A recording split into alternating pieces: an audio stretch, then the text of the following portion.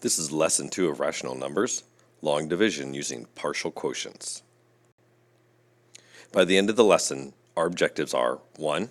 That you have the ability to divide whole numbers into whole groups using partial quotients or the long division model, understand fractional quotients, and associate the relationship between multiplication and division. One of the key skills that is required for partial quotients is the ability to multiply by tens and multiples of tens. So for example, say we have 3 times 60. Instead of multiplying 3 times 60, what you can do is break this apart into 3 times 6 times 10, because 60 is just another way of saying 6 tens. So this is like 3 groups of 6 tens. So you could do 3 times 6, which is 18, and then 18 times 10, which is 180. The same concept applies when we multiply by 100 and multiples of 100. Let's say we had to multiply 30 times 700. We could take the 30 apart into 3 times 10 and the 700 into 7 times 100. Then we could use a commutative property, which says that in addition and multiplication problems we can move our factors around, and instead of multiplying 3 times 10 times 7 times 100 in order, I could do this fact first, 3 times 7, which is 21, and then 10 times 100, which is 1,000, and then multiply 21 times 1,000, which equals 21,000. If you struggle with multiples of 10 or 100 and they're too much, you can pick numbers you know, like 11 times a number, or a number times 5, or a number times 2, and break problems apart that way. For our first problem, we have 51 divided by 3. In traditional division, we would set this up like this. We'd put our divisor on the outside, our dividend on the inside, and we would ask ourselves 3 times what number equals 51. This requires you to have all of your multiplication facts mastered. If that's a struggle for you and you don't have all of them mastered and you can't remember 3 times what number equals 51, partial quotients is a good strategy. The way we do partial quotients is we set up our division box like this. 3 is still on the outside, 51 is still on the inside, but I'm going to leave myself some extra room over here, and I'm going to draw my bar down the right side of the problem. On the right side of this bar is where I'm going to put my partial quotients. And when I say a partial quotient, is I'm going to think about multiplication problems when multiplied by the divisor get me close to my dividend. So 3 times what number gets me close to 51? Right away I see that this is a tens number. So my strategy is to start with 10. 3 times 10, well that's 30.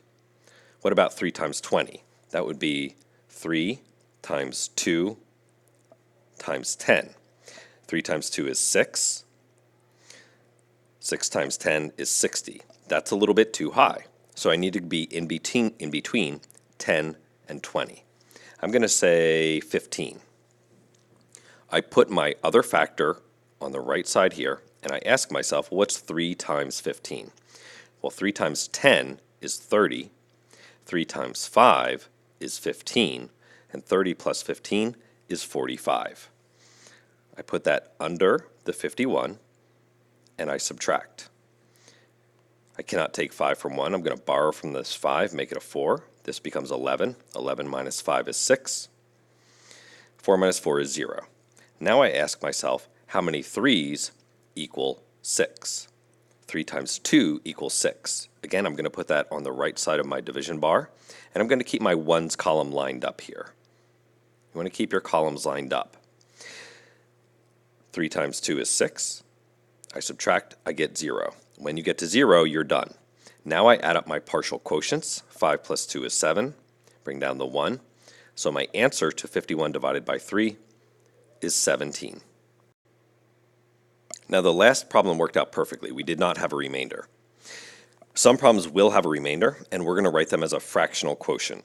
So let's look at 399 divided by 4. Again, the 399 goes inside the box.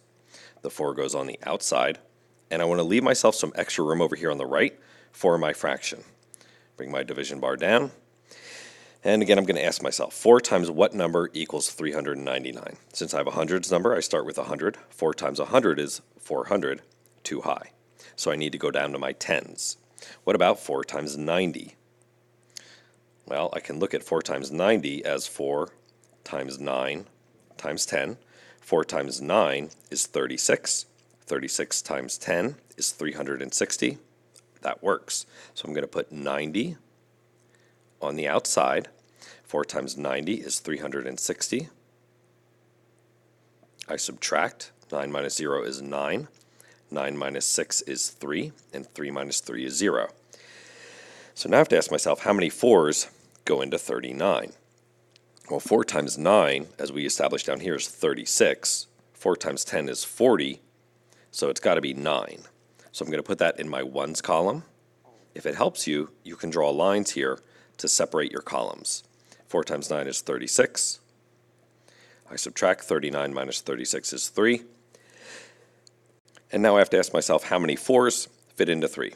Well, none do, because 3 is smaller than 4. Here's where I need to add a decimal. So this is new. I'm going to add a decimal right here at the end of 399, and I'm going to bring that decimal down to the right of the 3.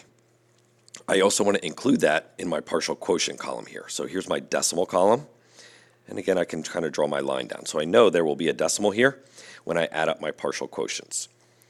Now that I've added a decimal, I can add a 0 and bring that 0 down here next to the 3. So now I have how many 4s fit into 3.0, and I can look at that as 30 if that's going to throw me off. Well, how many 4s fit into 30? Well, 4 times 9 was 36. 4 times 8 is 32. 4 times 7 is 28. So it's going to be 0.7. So remember, this is going to be my decimal column, and I'm going to put a 7 over here to the right. 4 times 7 is 28, but in this case it's actually 4 times 7 tenths, which is going to be 2 and 8 tenths. I subtract, borrow from the 3, this becomes a 2, this becomes a 10. 10 minus 8 is 2. And now I have to ask myself, how many 4s fit into 2 tenths? Of course, none do.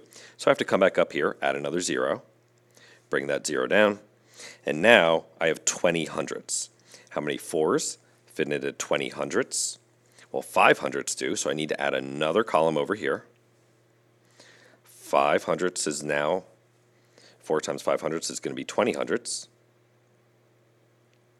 I subtract, I get 0, I'm done. Now I need to add up my partial quotients. Remember, this is my tens column, ones column, tenths column, hundredths column. I bring down my hundredths, I have 5 hundredths.